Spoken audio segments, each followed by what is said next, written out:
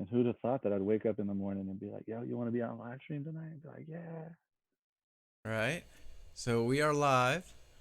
Um, let's see. Should be live anyway. Let us know in the chat if you got audio video. Welcome tonight. We are interviewing Troy Naquin, um, aka CheFPV, aka Quad Standard Labs. Any more? AKA ATXRC Productions, Yeah. ATXRC Addicts. We got everybody, man. We've Zero Ground. What else have we done? We've we pushed all the names.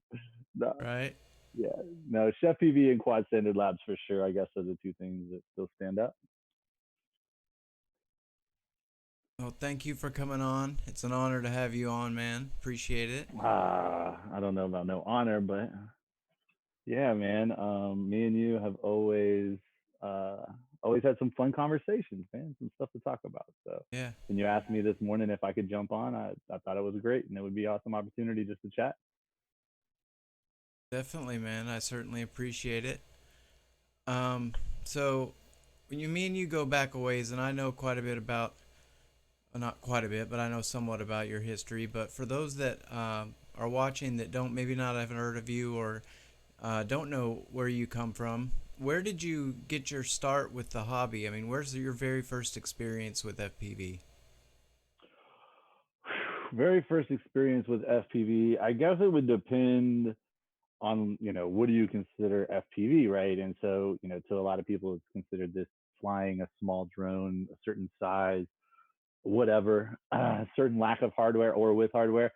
In reality, first person view is just putting a camera at what should be the perspective of a human's face, basically, if they were doing something and to then, kind of do something and see it from that perspective. So, going that nerdy, I'd say, man, I mean, I put cameras on RC cars when early on, like, probably early 2000s, mid aughts or whatever they call that. Hero cameras doing live feeds and stuff like that, like to my phone, just watching it, recording it and watching it back and making videos. So I mean, I was doing FPV with ground stuff before I even got into the aerial stuff.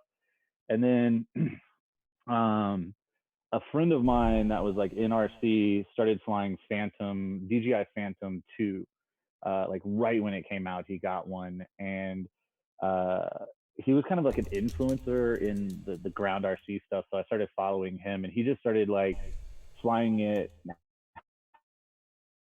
perspective more than I saw it from this aerial cinematography perspective, because the way he flew it, him not doing anything but ground RC before, he flew it kind of like FPV, and then Sharpoo videos, and I was just like, man, like I gotta like figure this out. So the Sharpoo stuff early on with the bando, kind of going through that circular hole, and the forest racing. Basically, I was like, I'm gonna figure out how to build a drone. So I built a big one. Um, that I put a camera on it and I flew it basically not with goggles but through a monitor, and so that was FPV. And then the next progression was eventually I was like, okay, now I'm going to build a mini drone, and so yeah, I built one of those, and it was all gone from there. I mean, this was 2014, 15 ish, 16, somewhere in that range, that I was getting into like the aerial FPV stuff, and I just stayed in it from there on. So, what would you say was your first FPV frame? Oh, I know for sure. It was a ZMR clone. It was I don't have it anymore. I used to. It was like the gray carbon fiber, the silver. So it was like the blackout silver carbon fiber ZMX something, 250. And I got it from Autobotics out in Canada. I actually bought it on eBay. Bought all the gear there. I bought a whole kit. I had like all the way through this journey, I've had all of the moments that I think most people have. Like I've only lost one drone, and that was actually recently. But I've had all the oh my goshes, like oh shit. That first big drone I built. There's still a post up on ATXRC Productions, like my old page, from like the day I flew it the first time. I did everything right. It was a DJI flame wheel, and I did all the flight controller pre-programming and everything, the tuning, and then I decided I was going to go test fly it at night, and it was a light mist, and I was like, yeah, let's do this. So I took it up and it flew and I was like, oh, this is awesome. And then I tried a little distance and like there was no LEDs on the thing and it basically almost hit a house. It then basically took off on its own. I decided to fail safe it by like telling or disconnecting the radio by turning it off. I didn't chase it around the neighborhood looking for it, couldn't find it, and I came back and it had actually landed itself at my house back where it took off because it was supposed to. But the point was like very first drone, like literally driving back to my house, I was like, I just lost $800. How do I replace it? I've got a $650 radio still, all this other stuff. Like, what do I do to replace this $800 drone? And so like that again, like I was hooked, right? Like from there on, it was like full on. So when I got the ZMR, I got the frame on like AliExpress or something, and then I went to eBay and I bought a bunch of motor kits, like a whole kit for like building a full drone, like a 250 drone. And I bought it from what ended up being Autobotics, which was I think Paul Dowling. And I I got it, I built it, and the like two of the motors fried or something. I don't remember what it was, and because the motors were fried, so were the ESCs. And I basically complained, just like everybody does. I did everything right. I've built a drone before, bro. Yeah, I built a drone that I almost lost. But you know, it all failed. It's all your fault. Like fix it. And so, long story short, the dude called me, and we ended up becoming really good friends. And now, even to this day, like you know, drone dry and all that stuff that he's done, we've stayed friends through all of that. And he's kind of, we've talked through the whole process of him starting all these different products. But he basically sent me like a free kit after that. Like he was like, here, I'm going to send you all new gear, build it, but build it upside down. And he was calling it, I think, a minion, or no, not a minion. What was he called? I forget what they called that, where you flipped it upside down. But the warrior build, the ZMR warrior build. And he was like, I'm gonna make this popular. Nobody understands how like flipping the motors upside down and flying it with the prop line underneath, just like it, the CG is so much better. It just flies amazing. So I want you to build it upside down, document it, make videos, and so we can like talk about how cool that is. And I literally told him from the start, bro, I've never flown an FPV drone before, so me building it this way and like telling people this is a great way of flying it is gonna mean zero because like I don't know what a real tuned aircraft flies like, you know. So it was just funny. Like then we just became friends. He's like, don't worry about it, you know. So I built it, I flew it, I crashed it, and then I sold it actually before I ended up jumping into other stuff. So yeah, that was a fun experience. That little gray ZMR with the red standoff, and it was built flipped upside down. So was it like a pusher setup, basically? Yeah, yeah. I mean, I think it's even. I mean, I have pictures of it all over somewhere, but yeah, it was. So basically, the cage was upside down. Everything was. So I literally just flipped like the motors, like I mean, the flight controller, and built it on the base plate, like or on the top plate as a base plate. And then it had landing gear. So you use the everybody recognizes these if they fly helis. They're T-Rex 500s, like the T-Rex 500 skids. And early on, everybody used to put skid plates on mini quads for some stupid reason. Like we put skid plates and Lego guys. We used Lego guys to hold up our antennas, and we used skid plates for some so we could put the battery underneath when we didn't need to. So yeah, it was the most ridiculous build ever. I'm sure I can find it and send you a link to it on my iPad if you want. But yeah, it was super funny. I have this picture, and it's like this little guy holding up antennas, sitting on top, skid plates flipped upside down with the motors and the props. So the props were facing regular direction, but the motors were upside down. So you put the props upside down on the motor, but it was still right side up. If that makes sense. Yeah, no, I totally get it. I had a buddy, Voltronics, that flew like he built and flew every quad he built was like that. He took like a bot 5 and did that with it, and Right. a couple twin quad frames he did that with. Um, and it was the same thing. Like everything was upside down, but you put the props on like right side up almost. Um, you Yeah, know, it always trips me out. Like I'm actually funny. It's funny we bring this up. I actually have an X8 that I'm building right now. That's how it runs, right? Like the bottom props are technically they're right side up, but they're upside down. yeah. So it's the weirdest thing. And putting props on is a nightmare on those things. I always forget what's what. So it was another reason why it just didn't work for me. Is like every time I couldn't get it to fly, I was like, whatever. So it flew fine. I tuned it, and then like I sold it to this guy in Alaska with a whole setup. Like I sold him the Futaba radio, the the case that everything fit in. Like I sold him a whole setup. We stayed in touch for like 2 years. So you, It from an was early point, you've kind of been working with getting gear, building it, and selling it. yeah, man. The ground stuff is where I started, and I learned there because I built an RC channel kind of. Uh, I learned, and it wasn't anything big, but it was just my own little small following. But I learned there that basically nobody was going to give you anything for free. So you had to just buy your own gear, find stuff that worked, believe in it, and then like support it. Like that's what I did. I did that in ground RC, and I made some really great relationships. And I had some, loose sponsors. I'm not talking about people sending me free kits because I was never that big, but tire sponsorships, stuff like that, where I'd get like cost discounts on all my gear. So it just worked out to where whenever I got into the air stuff, I did the same thing. I spent my own money on it.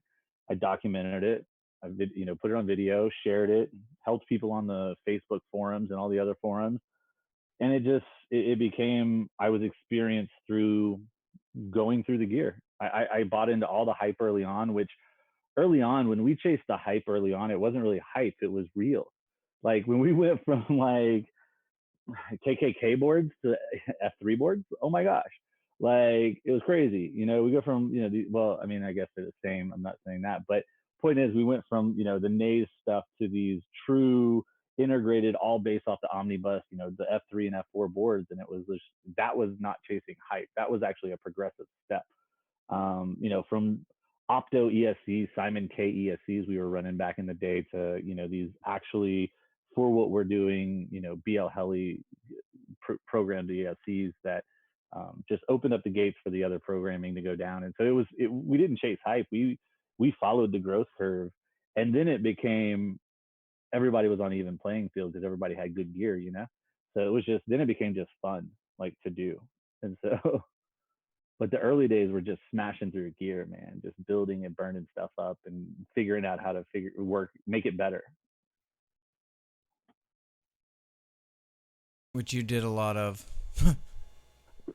Yeah, I mean, I've got boxes of stuff. I mean, I got a box of motors up there still that pretty much every motor I've ever smashed in the last 4 years on a mini quad, and it probably weighs like 12 pounds. It's just a box. I don't know why I keep it. I just have where am I going to send it to? What am I going to do with it? It's not like the recycling center takes that stuff.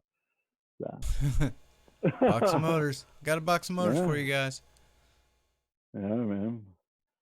But the old days were fun, man. I mean, those that was everybody kind of thinks about like, oh, we didn't want it to become super easy, but it's still just as challenging now to still build stuff in the terms of now there's so much more customization and so much more stuff we can do that like there's so many more ways to kind of get in trouble, where at least back then it was just if you could get a couple of components together and get them to work, like you had a mini quad, like, that was it. It was like, tuning was obviously about the biggest like the differentiator back then was, untuned stuff versus tuned stuff was a night and day.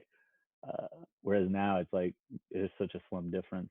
Yeah, shit The flies tuning pretty window good is, out of the box yeah, nowadays.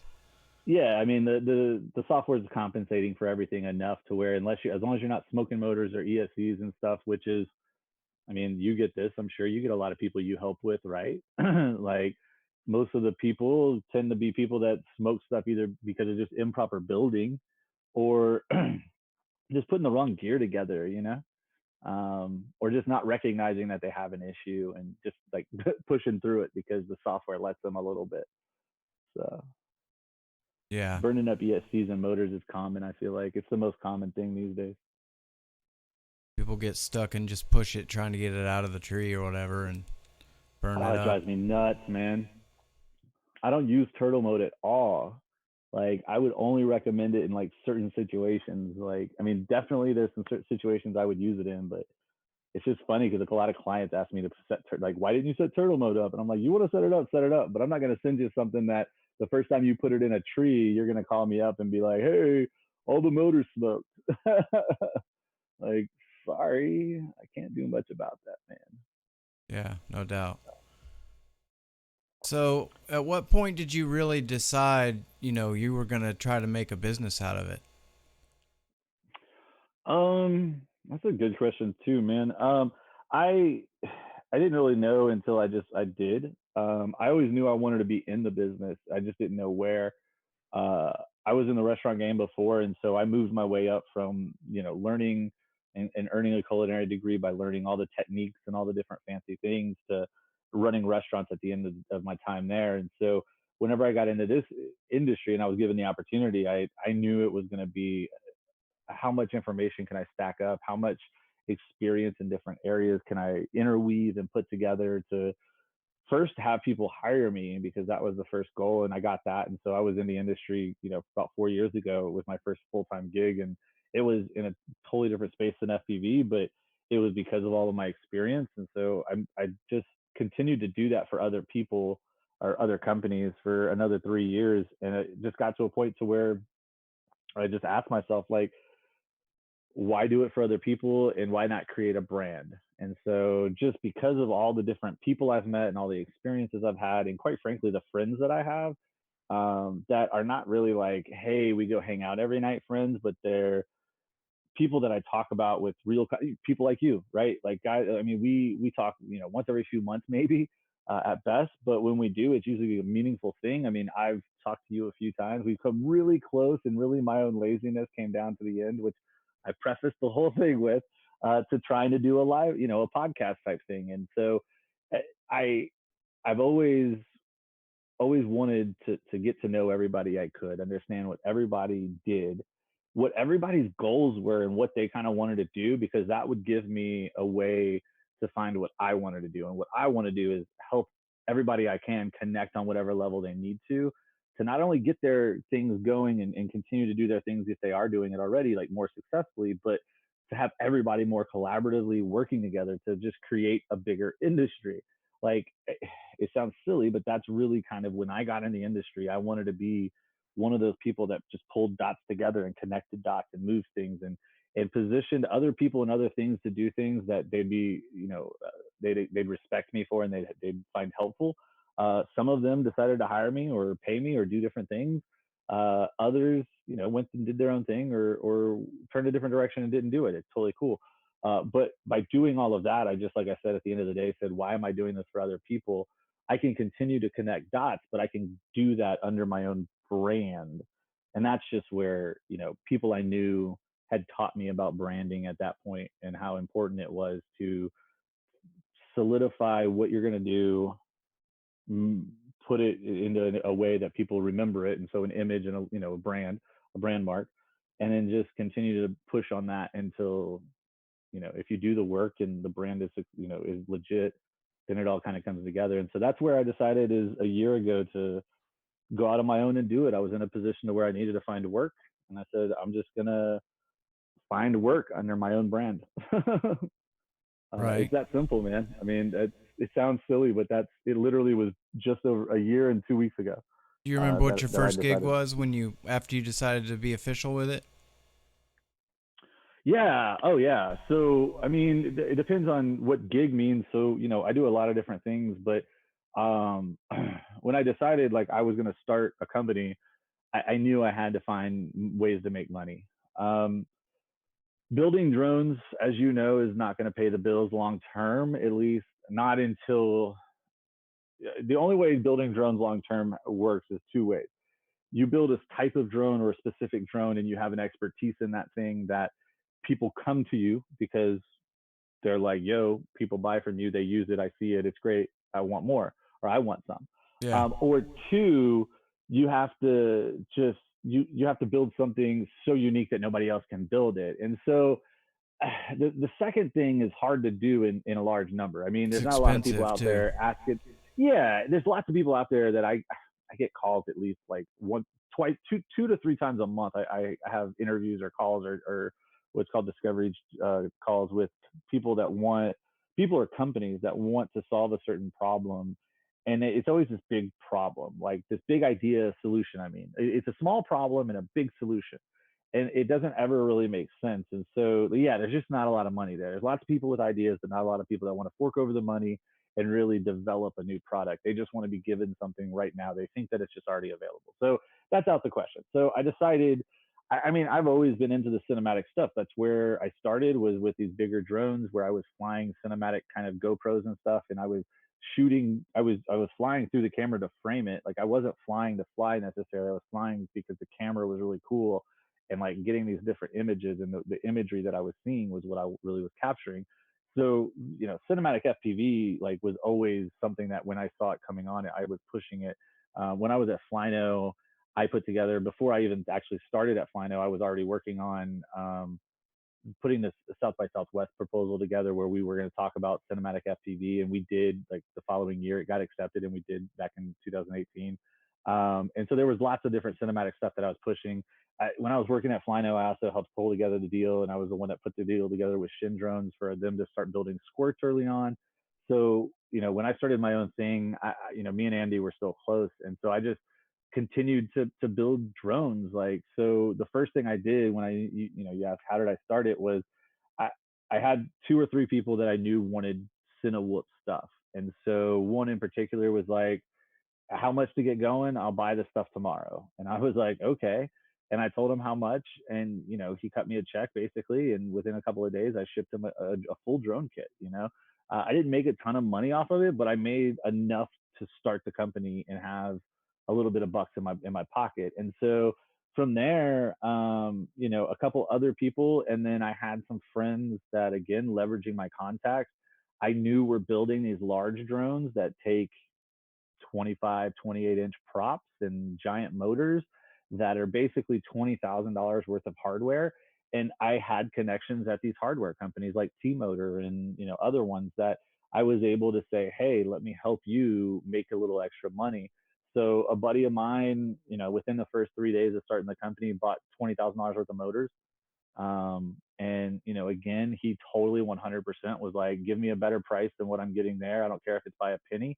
And you can have my business. And so, yeah, that made me a couple grand. And from there on, it was just, what do I do? So I started stacking more product. I started, the stuff I believe in, continue to push it and build it, and tell people when they ask me, why are you building with this? Or, can you build with this else? I would say, no, this is what I'm going to build with because it's what I know and what I've, is proven. And that from there just snowballed into, a gig here, a gig there, building drones. But building drones was not at all what paid the bills. Like I knew I needed more. I knew I needed more. Just, I also don't want to build drones for a living. I mean, that would be like me being as a chef. Like I want to be on the line cooking, like all my life. Like that's not what I want to do. I wanted to maybe build drones, like show other people how to start production lines, because that's something that's important right now.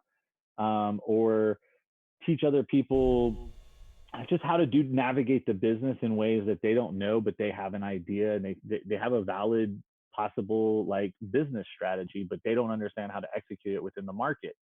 And so in wanting to do that, I was like, teachers in STEM programs are in dire need of guidance locally. And if I could find my own local kind of way of going and finding out what they need, well, then I could possibly find other people like you and connect them with the same opportunities by, showing them what I did to cultivate something. And so that was one thing. I reached out to school districts and different teachers and said, hey, my company is interested in hearing how you're using technology, just so we can understand what you're doing.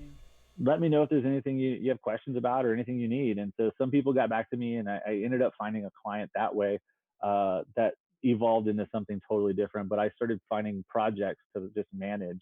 And then I went to AUVSI. I called in a favor to a friend that gave me a ticket to get in the door, and I flew out to Chicago early in the morning and flew back late that night. And I spent the whole day at AUVSI last year.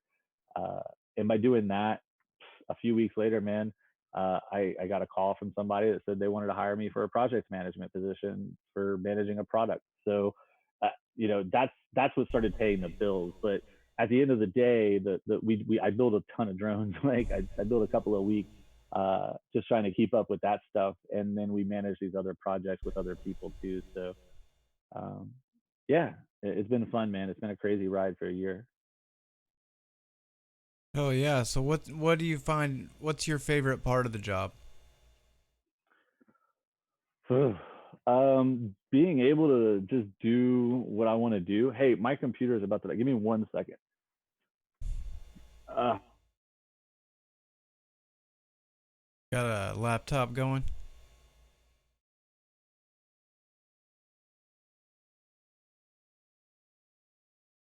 Give some shouts out to the chat real quick. What's going on, Skadoosh, Double A, Noid, Alex?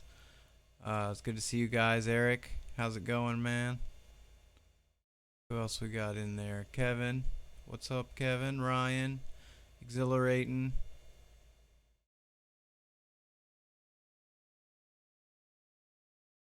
Morning View, I like that name.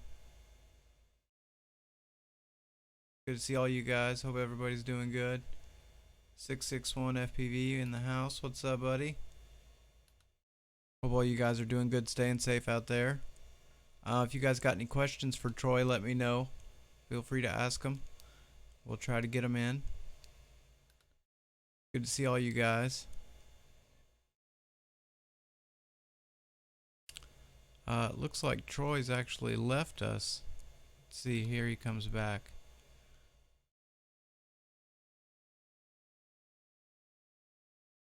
There we go. Zoom's got all these new security features now where you have to like admit people to your room. I apologize. There you go. I didn't get to my computer fast enough for it to Oh, it died on you, huh? catch back up.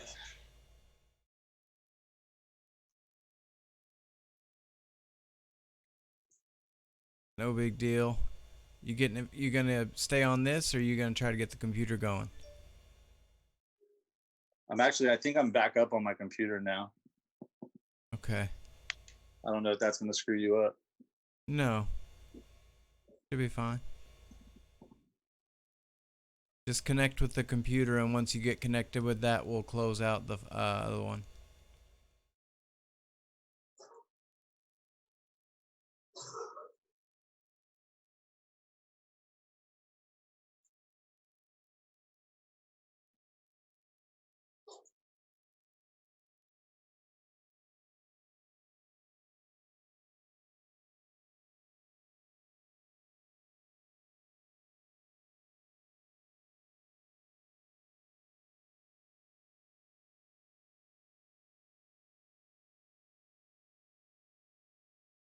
See, let me pull my chat back up real quick.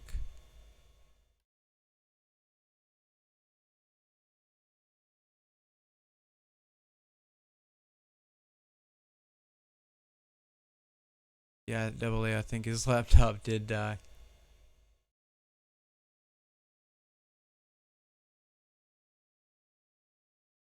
Here he's back again.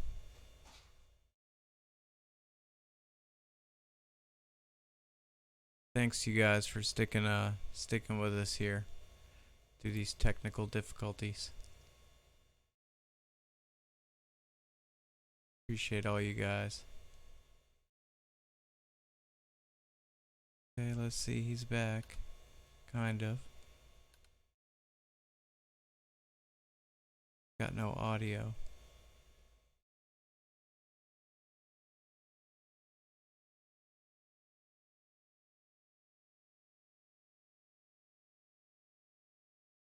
Alex, what kind of day did you have today, buddy? Say you had an interesting day today.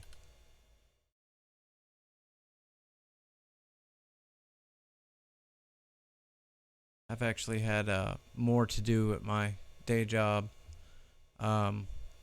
recently, so I worked a lot today. Cool, I work from home, so this whole quarantine thing's been kind of the same for me, but a lot different because my son and my wife are home all the time, so that's been different for me. It's been awesome to have him home. My son got out of school for the whole year, so he doesn't have to go back until first grade, I guess in like August. My wife's going back to work, I think next week, which sucks. I was hoping she would get out of work a little bit longer. But I guess her boss is making her come back.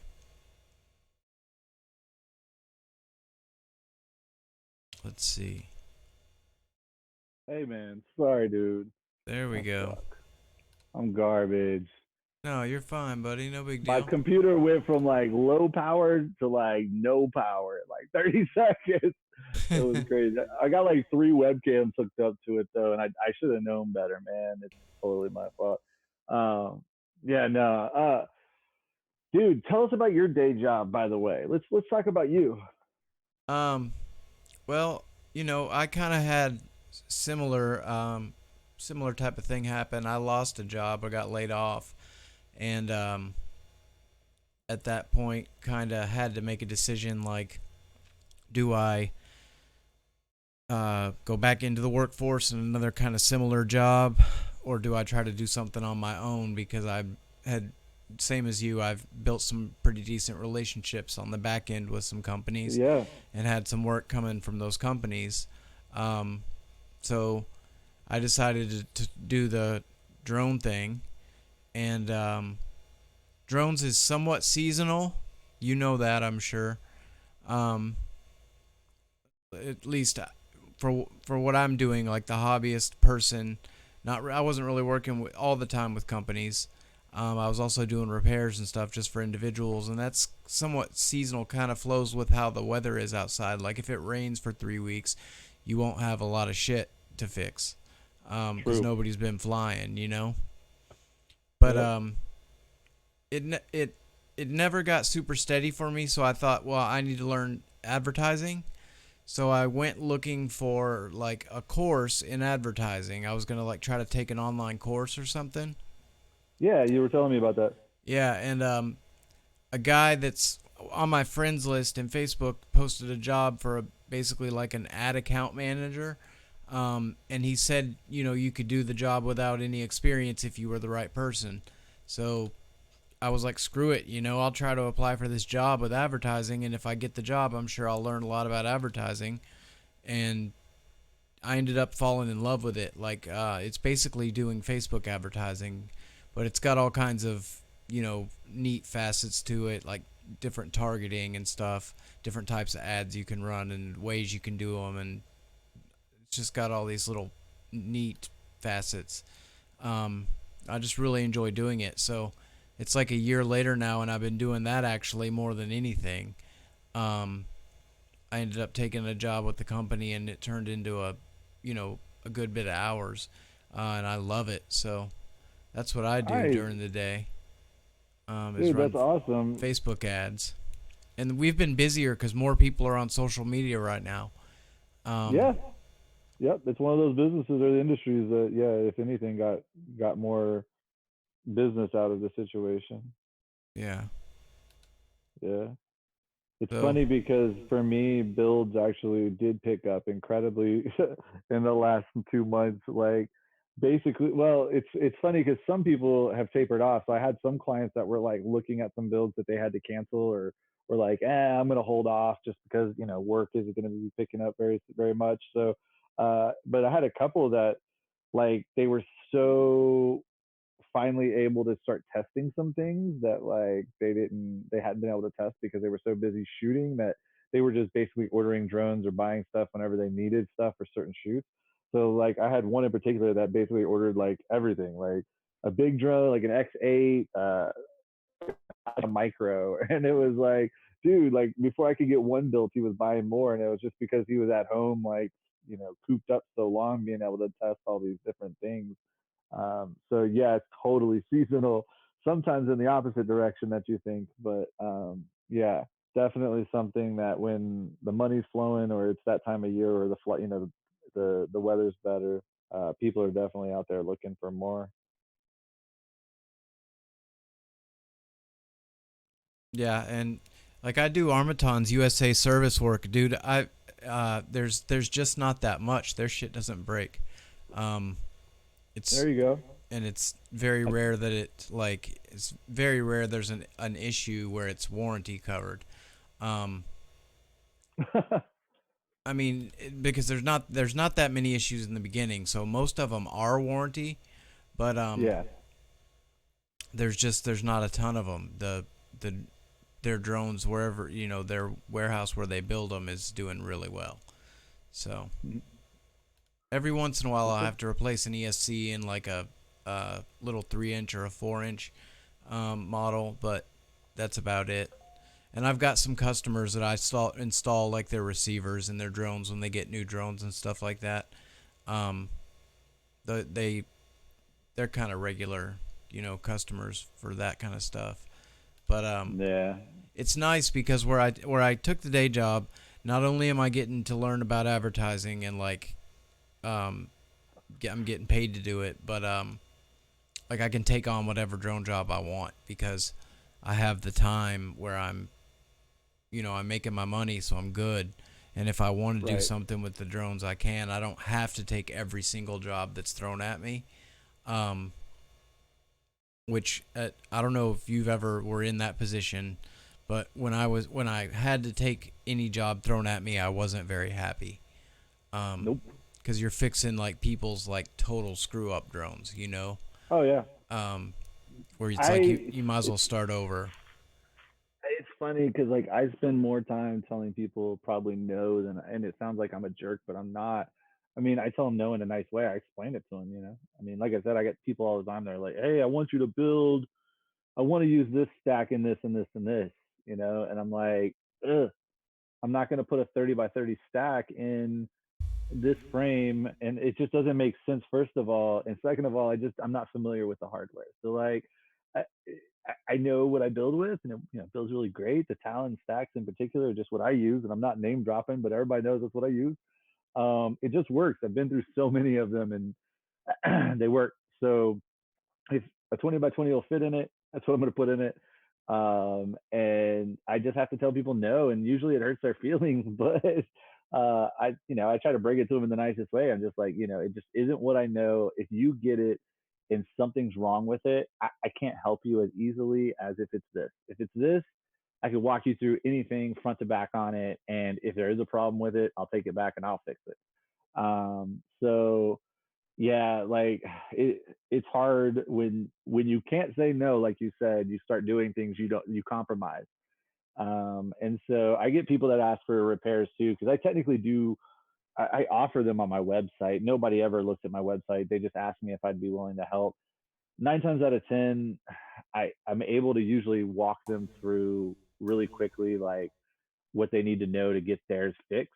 Um, or and very rarely I'm just like, send it to me. And usually they're like, what do you mean? And I'm like, just send it to me. And they're like, well, how much are you gonna charge me? I'm like, just send it to me.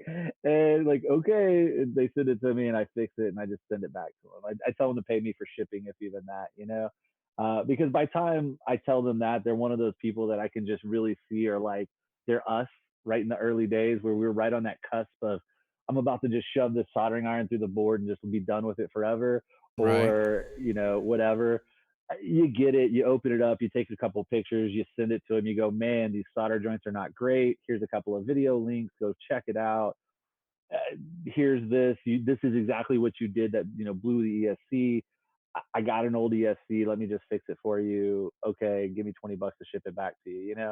Uh, eh, I've done that a handful of times, and I'd much rather pay it forward that way than charge somebody $200 to fix their quad. And then have to deal with, like you said, all the other stuff. Because to make it worth my while, it's got to be $200. Yeah. Because No, I there's just a know. lot that goes into it, right? People don't think that there is. They're like, you're a genius. If it's a bad ESC, it'll take you an hour to fix it. Like, no, it'll take me an hour to fix it, but it'll take me an hour to double check to diagnose it to make sure that's really what it is.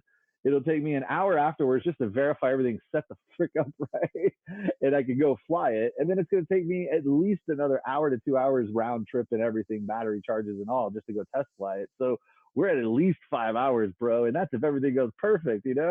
So it's like $200. That's $40 an hour. That's not bad. I mean, I charge but 50, so I mean yeah, that's it's cheaper than expert work, right? Like, so there you go. I mean, but people want it for free. They're like, this is what you do. You could just do it for cheap. And I'm like, no, They got to spend a day on it at least. Like fixing somebody else's drone is, I call it a day and a half minimum, You got to which is 2 days. investigate what it is. It's usually like Yeah. an hour and a half. You got You to know? ship it, dude. Like even all of that, like you don't ship it the same day. Even if you do, I mean, then that's a full day. Like and all the other things on it. So again, I love helping people. I really do. It really does. I appreciate it when other people appreciate what you do for them, but it's hard to do too often. Yeah, there's been quite a few people that I've just either walked them through fixing theirs and tried to save them some money, or I'll I'll take small jobs on like just to do them, you know, for Yeah. people. You can tell they're kind of like probably struggling to even afford the replacement parts and stuff, you know. Um, so I'll never mind to help somebody out if they're in a pinch. Yeah, that's the type of people. Like I said, that if they're easily helpable, and it's like one of those, like man, just it's so funny too, because like I said, I mean, I don't know if you've ever had somebody where you're just like, just send it to me, but they're at first they're like skeptical because they're like, is this guy trying to steal my quad? And Yeah, you're like, yeah, dude, look at my wall, yeah. like I'm a business, dude. Like, no, I'm not trying to steal your quad. Like, but you have to be gentle about it. Be like, no, no, seriously, just ship it to me and I'll fix it. And usually I tell them, I'm like, look, if I have the parts and they're used, I'll put it in there for free. If I have the parts and they're new, I'll give them to you for cost. Like I'll fix your shit and I'll send it back, because them getting out there and being successful, and they're usually again those people that it's like their first flight, they broke something and they just don't understand why, but they're like, dude, I was on the simulator and I know how to fly, and you're just like, you feel bad. You've seen them in the groups, they're trying, and it's not the person that's just throwing money at the problem, and you're just, let me fix it for you. So that's awesome, man. I love that you pay it forward too that way. I think it's something nobody talks about that often, which not that it needs to be. I'm just saying I think there's a lot of it going on out there that people don't realize. Uh, Yeah, this hobby's full of people that try to help each other out like that, I think, really. yeah, man, it's been great. There's just so many people that I've met through this stuff that it's just all very different walks of life and all very different everything. But at the end of the day, here's a radio, homie. Grab my goggles. There's the quad. Go fly it. Yeah. That everybody speaks that. uh, so I don't know, man. It's just been fun, man. And you of all people, man, you're one of those ones that early on, man, I've seen you go from you know just barely beating around the bush there in your own backyard, basically, to you know where you are now, man. It hasn't been easier or anything, but you're somebody that I think helps a lot of people in a lot of different ways. Just the content you do and provide, you've inspired me in different ways at times. When you were doing your live streams on the bench, I started rearranging the way I do my live streams on my bench just because I loved how you were doing yours. Uh, so you should give Thank you. yourself some props too, man. People should interview you about what you do more. All those quads on your wall, I'm sure each have their own story. Oh yeah, of course. You should do like a video series on them. You should do like, and you could do it. You could match it to an Instagram story. You could like take a picture like once a week and do this week's quad story. Like post videos every day from that quad. That'd be cool. I'm sure you have a DVD, like not a DVD, spare disc drive somewhere full of old footage of all those quads. Oh yeah, I do. I'd have to dig It's through all it a little bit. Yeah. categorized and organized. You know, I miss the days of shooting a lot of video for fun though. That was a lot of fun back in the day. Hell yeah. Back when we were all gonna be superstars. When's the last time you flew? It's been a couple weeks. So you don't have anywhere you can go fly nearby? Um, the only Like place you I've can dip in got, and out? the only place I've got is kind of it's kind of close to the police station in one of the The one of answer is the. no, yeah. It's like I don't know if they care, but if they care, they're definitely gonna know I'm flying. Right. You know. Yeah. Kind of situation. So, because technically everything around here is still like you're not supposed to go out unless you have to, I guess. So. Yeah, I mean, we didn't go out or anything much, that we weren't supposed to. Luckily I live in the middle of a pretty giant neighborhood as far as like how the footprint. And so we have a lot of easements and like flood zones and stuff like that. And so like literally, I mean, I leave my driveway and I go a quarter mile around the block and I'm at this really open, wide open field. So to me, it's essential exercise, you know. There you go. Doesn't have to be, me walking around or running around. I'm exercising my fingers and my brain and my eyes. No, I wasn't too harassed by anybody. It was more annoying because actually I fly those same spots when nobody's home, and I didn't have random people walking across with dogs. So there were a few times I pulled up and had to go back home and just be like, I can't fly. Darn. Right. People be outside, but yeah, we're in the suburbs, so it wasn't as big of an issue. Hell yeah.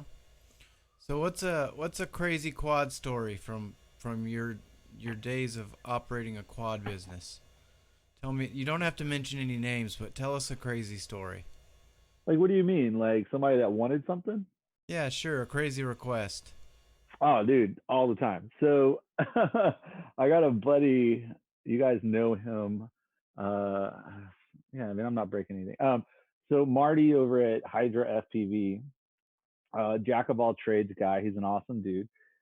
We've known each other since early on with what they were doing, and uh, he calls me sometimes just randomly with like the wildest stuff. And it's not him; it's people that he knows in actually in Hollywood that are in like a marketing company that like want to do random stuff.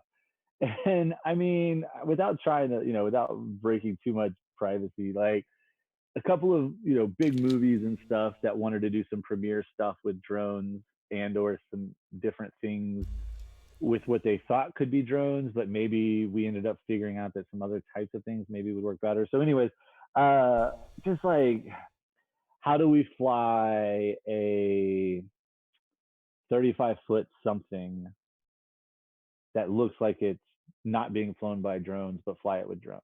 Like something like that. You're like, and we want to fly it across LA in like 5 different locations, and you're just like, where do I begin with like, what are we Yeah. talking about here? So the first thing we do, we got to get on the phone with somebody that's like that flies in LA and has access to airspace that can first of all tell us. So let's say I got a 35-foot wide wingspan thing to fly. Like, would it even be possible to like figure that out?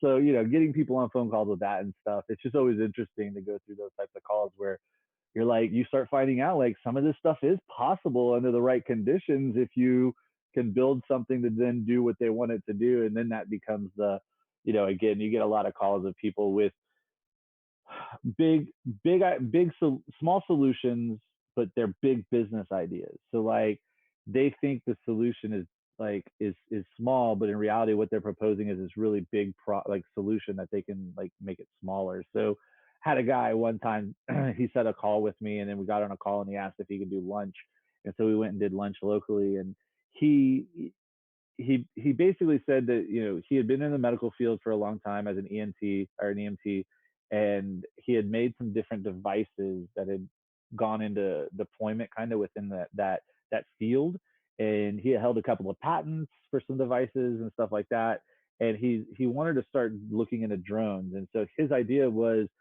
he wanted to be able to transport blood on drones.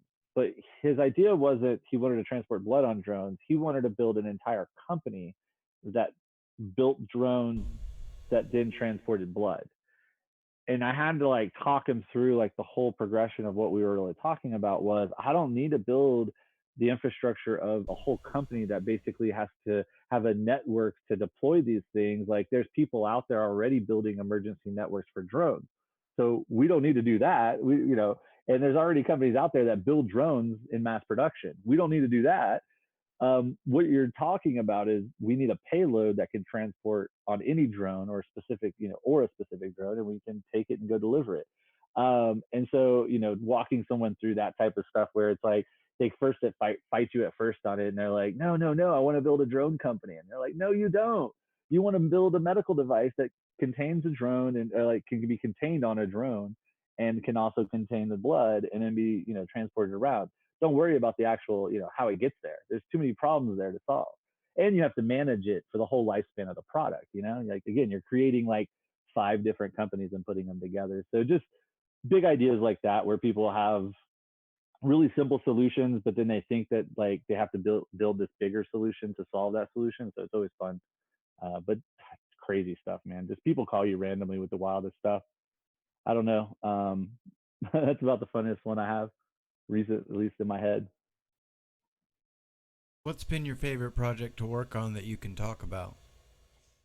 Oh, man, actually, I have one coming up that's going to be actually this X8. Funny enough, so this actually could technically be a wacky one. Um, so I don't know how many people know, but a cinelifter is kind of a new term that Benoit Finnick, I think, is the one that kind of coined it. And then he coined it off of this, which are these, which was like the Shindrone's Heavy and the Shindrone's Thick. And these were built to carry full body cameras, so a kilogram or so of payload. Heavy was a hex. I don't have one on me, but it was a hex version of basically a very similar frame, same motors, same everything. It's 7 inch, so 7 inch props. Um, but this is an X8, and this was kind of the next variation after we tested heavy and some. It needed a little more power, so he made it into an X8. Well, this one in particular is going to be built for a hero cast. So I had a client contact us that they are going to be doing some live broadcast in Canada. Is it Canada or France? I don't know. I got to double check. I think it's in France actually. They're going to be doing some live broadcasting in France, and they needed something that they could put 3 heroes on and a hero cast. And so the hero cast is like this backpack thing that you connect the hero to, and it allows you to live stream on, live television essentially if you plug it into the right places. You can live stream, television quality, basically video from a hero. It's like a $10,000 like piece of equipment, just the backpack. And so we're gonna put it on a stick with 3 different cameras: a Hero 8 in the back, a Hero 8 in the front, and a Hero 7 for the live feed on the front. And they're gonna live stream apparently some fucking race, bro. Like, and they're gonna do a bunch of them. So that's pretty cool. Like, that was probably one of the more cool ones recently. If anybody follows Flow Motion Aerials on Instagram does some amazing stuff. Raphael is that's who's behind that brand, if you would. He's actually the client that bought the whole package I talked about earlier, which was he bought a stick, and then he also, while we were tuning the stick and it was taking a little while, he needed a hydrophobe, which is basically a waterproof Shindron's Ichabod Junior. And so we had already built him one, but he basically wanted a second one to match the first one that we built him, because he's trying to unify what he uses and he really loves it. And so while we were building the hydrophobe, he messaged me and he wanted a naked hero build. And so we did him a naked hero build. So he's super awesome to work with. I love Raphael. Not obviously I love him because he keeps buying drones from me. More so just because his content's just so sick. Like, he does like long range kind of like waterfall dives and just crazy kind of like, whether it's super long range or not, it feels long range because of the way he edits and what he does. But he just takes it, you on these unique journeys through like mountaintops and waterfalls and all kinds of stuff. So just building for him super fun. He he never lets me down either, as far as super late last minute requests. So like, he'll have me build something, he'll pay me for it, and then like I'll be like 3 days from delivery, and he'll be like, "Hey, how do we power the camera from on board?" And I'm like, "I don't know how." And he's like, "Well, if I send you the cable, can we do it?" And I'm like, "Well, yeah, I can figure out how to get, I can get the power. I just don't know what the cable looks like, because the cameras he uses are, we're talking about 6K Blackmagic pockets and stuff." And so he'll send me a cable and be like, "Hey, can you build a power supply to power the so we don't have to put batteries in it." So he's always fun last minute doing that type of stuff. Uh, so he's a good one to work with too. But I've got so many great clients, man. they, they buy a couple or one thing from me and they end up buying something else, and then we end up really becoming friends. And so it's pretty cool to have like a bunch of clients that, at any given moment we just strike up conversations about what to shoot or what they're shooting, or even just other stuff like life stuff. So it's pretty cool. I don't know. That you asked me earlier what the coolest part of my job now is, and that's probably it. Is that there's not a ton of stress. I mean, thankfully, right now, even like, I mean, I'm not struggling to make money or anything. I mean, I'm good. Uh, so I'm able to enjoy what I'm doing, and like you said earlier, I'm not looking for work, so I'm not looking for something to take on and be like, I'll compromise what I want to do. I'm just doing what I love and what I like to do, and I'm doing it the way I want, and people appreciate it, and we just continue to do it, man. So Hell yeah, I man. think you're similar. You're right. I mean, you've been through this, man. You've done something for somebody else. You've done. I mean, in many different ways, you could say that about you. I mean, I don't know how many people follow Random here, but to go back and interview, I mean, you've run other people's or other people's live streams. You've done that on multiple fronts that I know of, at least I believe.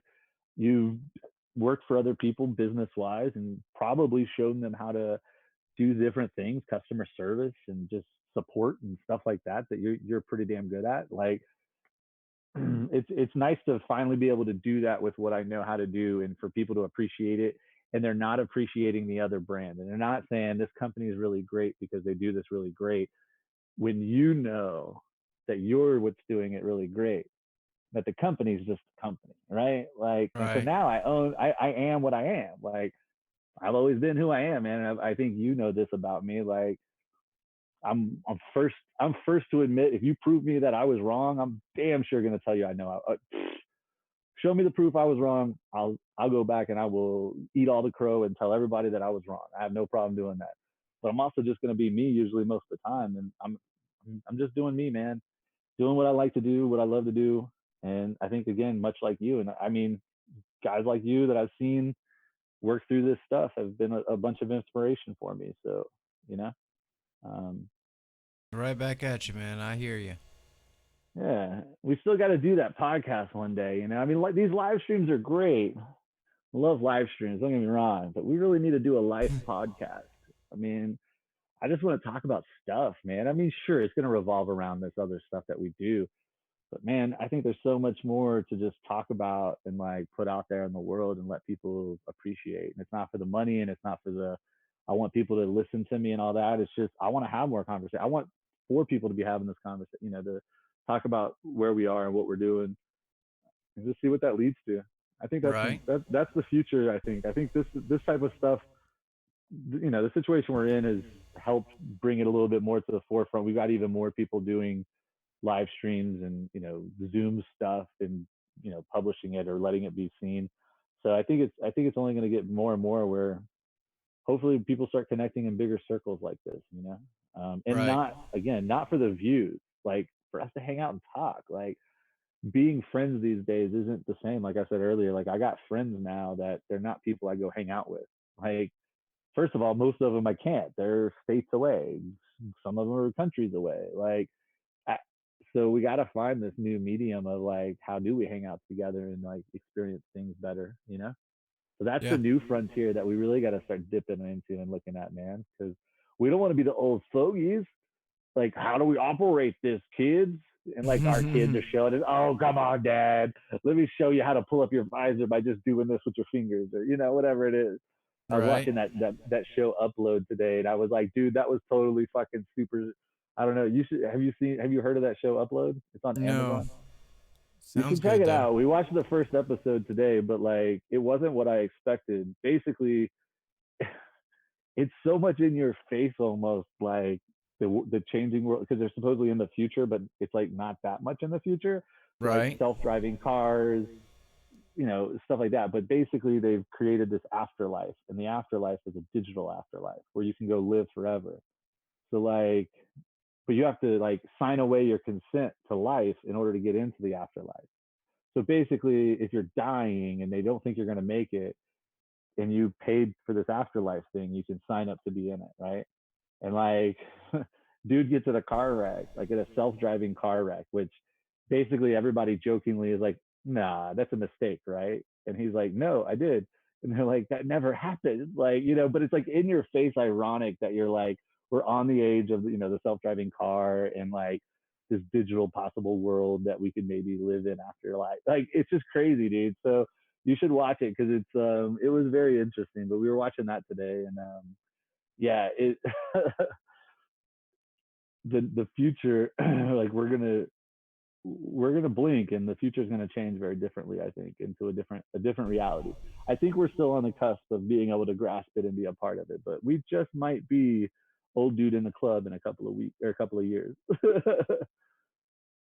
I know, man. That's a fact. It's very possible. Yeah. Hey, tell me about those K Swiss in the background.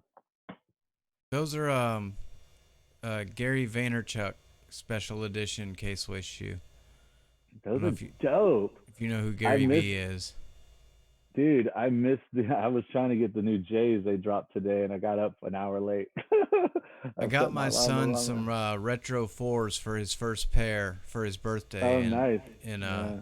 12 days. I just got them in the mail today. That's awesome, man. That's dope. Yeah, they were I think they're the sixes. Were the ones that just dropped today. I'm not really a sneakerhead, but like I happened to see it and I was like, I'm gonna try to get a pair, but I didn't get them. I was 40 minutes late. I woke up late. It It happens, wasn't a big deal. Yeah, I wasn't too worried. right? Anyways, It's a pair of shoes.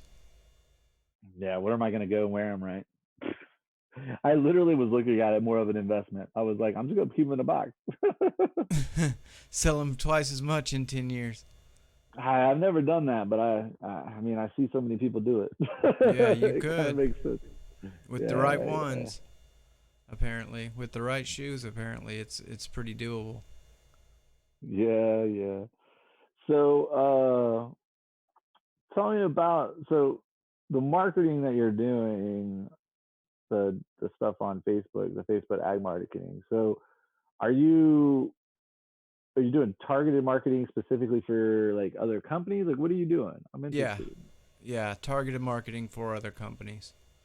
And so, are you like are you not cultivating, but oh my goodness, Like writing the curating? copy, writing the Are you copy and stuff like that. Yeah, like are you curating articles and stuff, or like what are you doing? Um, okay, you know when you look for something on Google and then next time you're on Facebook you see an ad for it? Right, right. I'm the person that buys. It's called media buying. So it's like you buy that space Mm-hmm. um, for different, different things. A lot of what I do is like fitness industry stuff or what's called biz ops, which is like business opportunity, like online digital business opportunity. Um, Entrepreneurs, stuff like that. All right, Um, all right. so I write like some ads. I write the actual art or like the literature, whatever you want to call it, like the copy. I write the ad itself, and then pick out an image and direct people to a certain website that's for selling a product or whatever. Um, Okay. that's the basic, basic gist of it. Interesting, interesting. But I've been So able to let's. learn a whole lot about different like audience targeting and just how it all Why don't you works. just start your own thing? I'm not there yet. I need All another right, I year, like it. year Okay, and a but half. but but you're thinking that way. That's what Oh, matters. of course. Okay, just making sure. Now, the next question is: have you looked at the contracts you originally signed on? Did you sign a non-compete or anything within this space? I'm No, just curious. Sorry. no, I'm good. I'm like a freelancer, basically.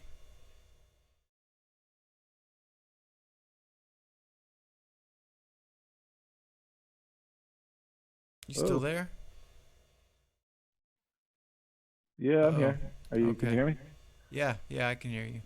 Yeah, something went. Yeah, let me check the camera. It just went off. We'll switch.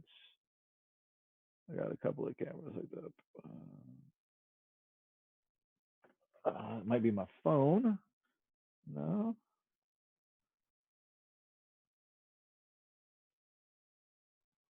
Got like a loading window. It's pretty cool, actually. Yeah, so it's my Wi-Fi phone. It's like I'm using the phone. I'm gonna just switch cameras to let's switch. There we There we go. go. I don't know why all of it is backwards. It freaks me out. Snoopy wants to know, is it a jumper or a futaba over your shoulder? Oh, it's a jumper T16. Crossfire on the back. Nice. Yeah, I got that. I got OG 2015. Got the sticker in there. It says 2015 OG Tyrannus. Nirvana. I got one of those.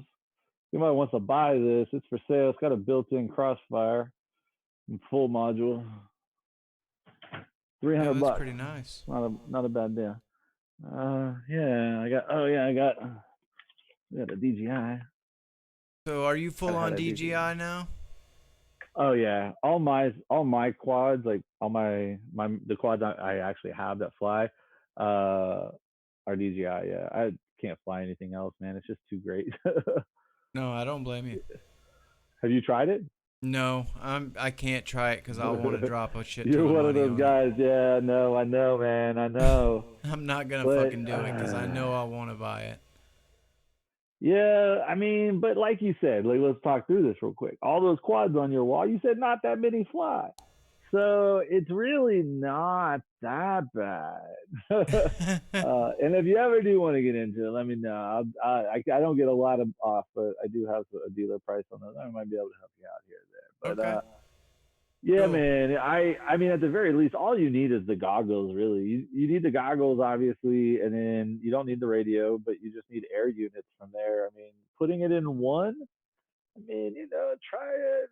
You could always the goggles. People swear by just using the goggles with the AV input is better than the HDOs. So I don't know. I don't use the audio or the AV input because I have a pair of HDOs that I use when I do need analog.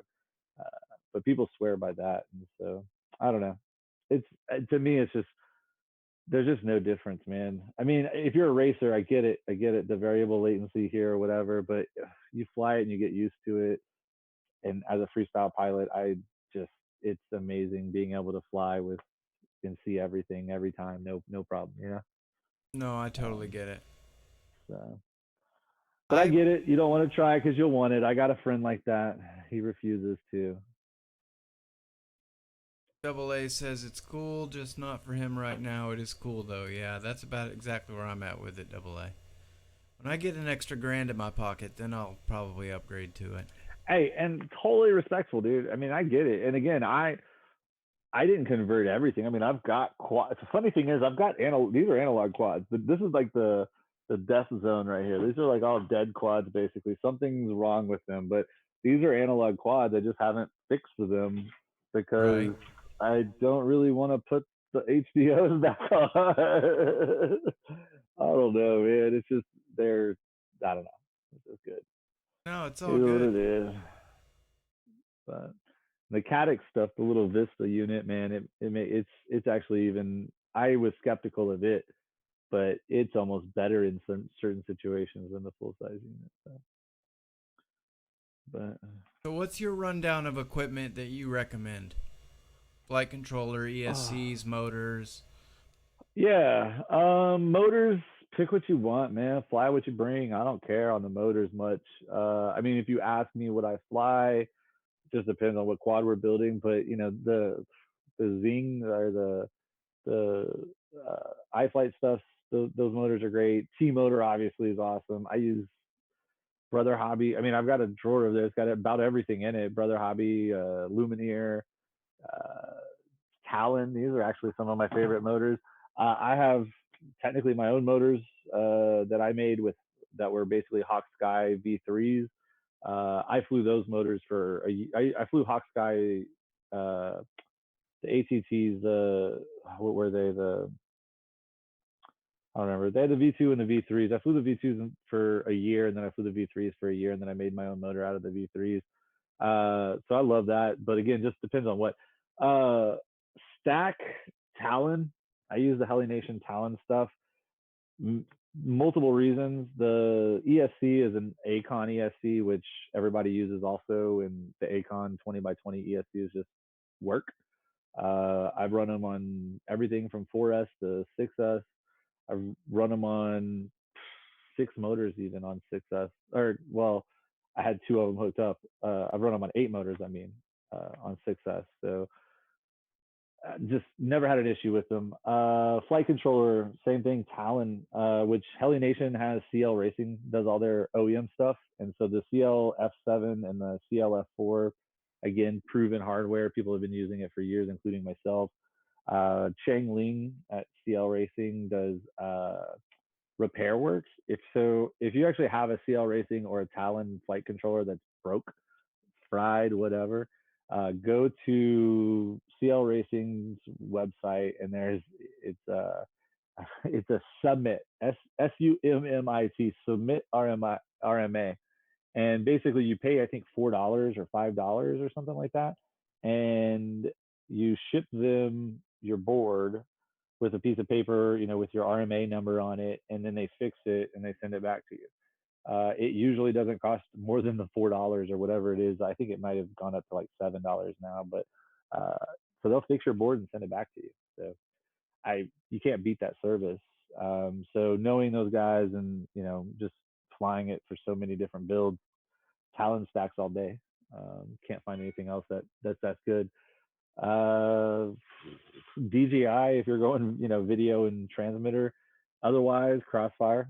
I mean, Crossfire is just all around going to be the best performer, easiest form factor. Free Sky, their products are all over the place. It's hard to figure out what works with what. Fly Sky is okay. They don't really, they just don't have a ton of stuff that works specifically for what we want, in exact form factors and stuff. Nothing wrong with them. Spectrum, I've flown. I've never had issues with them. I just, again, don't like their form factors or things about them. They have some really great inexpensive radios though that I recommend. So like the DXE, it's a great little radio that you can hook up to your phone. It has like an app that basically, instead of needing a monitor, so people say it's a bad radio because it doesn't have trim and it doesn't have a monitor. But if you hook your app up, then you can use your phone as all those different settings. So like you can actually program it just like a DX6. So the DXE is a really great radio. Anyways, so yeah, that's that. And then video, we fly Predator V4s right now, but that changes. I mean, FPV cameras, if I went and bought stock in more today, I don't know, I'd probably buy either the steel run cams, or I still love the Predators, but they have some new stuff coming out too. Cameras, I think, are just, it's a matter of taste. Some people like the oversaturation. Some people like the, I don't know, run cam. So a lot of people like run cams specifically for the glass lenses, I think. And I think that's what they have, some really nice lenses. But some of their cameras I don't really like. I don't know. Some of the images off the run cam I don't like too much. But yeah, that's that, man. About That's frames. what we run. So like that's where it gets interesting, man. It depends on what you're trying to do. I mean, I build a ton of shin drone stuff. Andy, I mean, just about anything you want to do, Andy's built something to do it and do it really well. So they have their trade-offs, but for what I typically do, I build a lot of his stuff. I got a good friend, Evan Molina, that owns Nomad UAV. So Nomad UAV is here in Austin also. He builds some really cool stuff. I think I have, so like I've got his little micro ray. Well, actually this is his. So that's a Raven. So it's meant as like a super light racer almost, but he's not a racer. So like, I mean, we freestyle him. Super light though. So I love these guys. And I have a micro, it's like a toothpick version. So his stuff is super dope. Very minimalistic. If I'm building or I'm recommending to like a client, I get asked a lot, like, just what do you, if I want to build a 5-inch or a 7-inch, the iFlight DC stuff, like the DC5, DC7, DC3, I love their stuff. The quality of like the kit that you get. I actually have a DC3 right here. like the build kit itself, like everything. It's just like it's like a clean box. You open it up, everything's there. It's got like a piece of paper or like actual instructions that like show you all the components that are supposed to be in the box, show you how to put the components together. It's not like the best instructions, don't get me wrong, but the iFlight stuff, just packaging wise and just like everything being kind of what you need and working, like I love their stuff. And it flies really cool. The Dead Cat DC series is really cool. So yeah, the iFlight's really the next best thing that I'd say. Nice. Hell yeah, man. Thanks for the recommendations. Mm-hmm. It's nice to know. Anytime, I mean, man. because I know you've tried a lot of different stuff, a lot of different ways.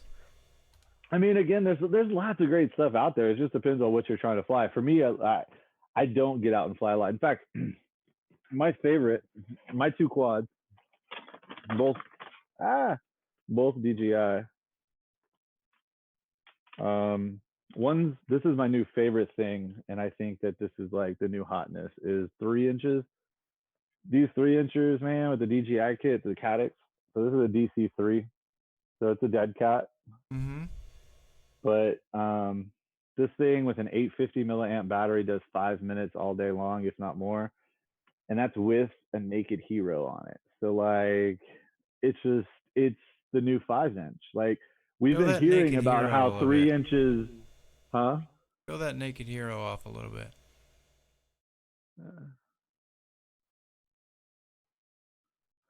So we've been hearing 3 inches is the new 5, but like until you could put a Hero on it, it's really not. And now that the Naked Hero stuff is really big, doing that. So that's that. And then this is a Shin Drones. Um, this is the Flacco HD. So anybody that follows Andy, he built the Flacco. I think he built it for NERC, actually. NERC and Gab both, but I think specifically for NERC back in the day. And so the Flacco was like a race rig that was an analog rig. And when the DJI stuff came out, it needed just a little bit of stretching in the body, not much, to get everything in there, and then some very interesting 3D prints. And basically, he converted the Flacco to HD, so it's super light. Like you can't see because I have it wrapped in fabric tape, but it's only got 2 motor screws. Like it's like one of those things where it's like super small. The whole thing goes together with like 4 screws. So those 4 screws hold the whole everything together. So it's like super lightweight, and it's, if you ask Andy, it's got perfect CG like between the prop line and with the battery top mounted. So with the battery and everything, it technically is like perfectly CG, and it just flies. I mean, talk about stock tune will fly amazing. This thing flies amazing on a stock tune, and then you tune it, and it's flown like nothing I've ever seen before. It anticipates your movements in ways that's crazy. So, and it just changes direction so quickly. So that's my two. That's my only two flying quads right now. It's all good. I've got But 2 primary quads, a Marmot and a Remix. yeah, I worked on a Marmot recently. Actually, I worked on Benny Blankenship. Sent me speaking of somebody who sent me a couple of quads. Benny, I had been watching Benny have issues left and right, and I had walked him through a couple of things on some Talon gear, because he was buying Talon stacks, funny enough, and he was having issues trying to figure it out. And so I got him hooked up on a couple, and he had a Mega Bee and or was it a Chameleon? Maybe it was what's the small one? Is the small one the Marmot? Yeah, the small one, it's smaller than a Chameleon, right? Yeah. Okay. So it's a Marmot, and he had drilled out some holes in it and shoved an air unit in it. And he was, instead of using the Talon stacks, though, he actually had started using the 30 by 30 T motor stack, like, so the HD stack that like you could plug and play. But like the Marmot, you know how small a Marmot is. Can you imagine a 30 by 30 stack and an air unit shoved into the under the deck? So it worked. I mean, he did it. He made it all fit. But he had this Mega Bee, and then he had that Marmot. And basically, the Marmot, he's like, dude, I changed the motors on it, and like one of the motors won't work. And so I had him. I was like, dude, like I could walk you through stuff all night, but like just send it to me. And he's like, what do you mean? And I was like, just send it to me. Let me take a look at it and I'll figure it out. So he sent me the Mega B, and the Mega B, I think he just needed it tuned. Like it was just really twitchy or something. And so basically, I took it and I flew it a couple of times and I tuned it, and I sent it back. The Marmot, uh, he had gotten a little bit of solder splash on one of the FETs. And like I literally unboxed it, and the first thing I do anytime somebody sends me a drone is I start taking pictures of it. Like looking at it before I do anything. I'm just like boom, boom, boom, and I message them and I'm like, hey, I just got your quad. Check these pictures out. These are some possibilities of what's causing an issue.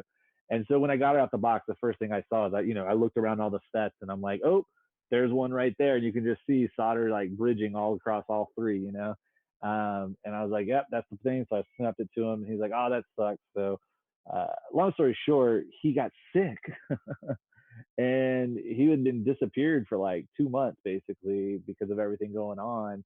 And he started posting again a couple weeks ago, and I was like, hey buddy, like I commented on one of his posts. I was like, I still have your Marmot just chilling here.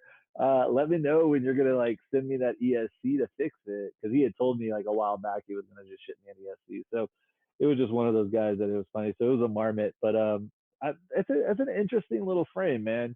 I have to say, after playing with it and looking at it, I'm more tempted and to take a look at flying one of those next time I need a frame. I think it's, I don't know. It's one of those things that either until you see it, I think it looks bigger than it is, or it looks heavier, or I don't know. But Yeah. it's a cool little frame. I liked it a lot. Hell yeah. Well, man, I want to thank you for coming on tonight. I've had a blast. Yeah, it was all right. I'm Really a rambler. appreciate you sharing all your knowledge and fun stories. Yeah, man. Well, thanks for having me. Like I said, anytime, man. Love to chit chat. Thank you for having me, and more so, just dude, keep doing what you're doing, man. Again, inspiring people, making people strive to do things they want to do. A little bit better, just because you do stuff so awesome, man. You really do. Um, keep pushing stuff out. Thanks, buddy. I really appreciate that. It means a lot to Yeah, me. Same to you, yeah, no man. problem. I've watched you do your thing, and I look forward to watching you do it for a while longer. So, Thanks, man. I appreciate it too. Well, yeah, man. Let's get together again soon. all right, And brother. otherwise, everybody stay healthy and go out and fly.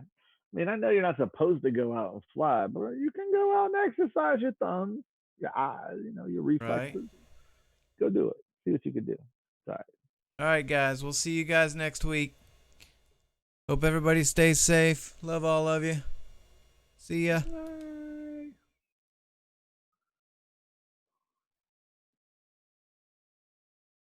I'm trying to end the stream.